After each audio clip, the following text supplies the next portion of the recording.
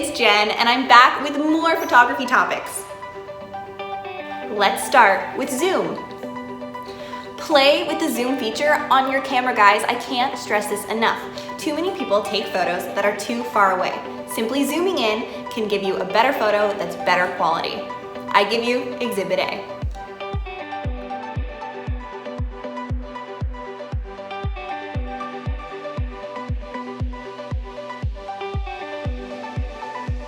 Moving on, let's talk about focus.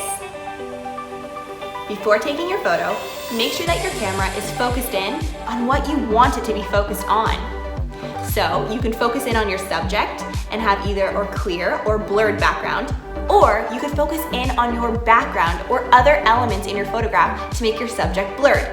Either way, your focus contributes greatly to the quality of your photo and the final product. To learn more about zoom and focus and a closely related photography concept called depth of field, check out the resources that I put in the video description. Also guys, don't forget to check out the next video in the series where I'm going to be talking about free photo editing apps to bring your photos to the next level.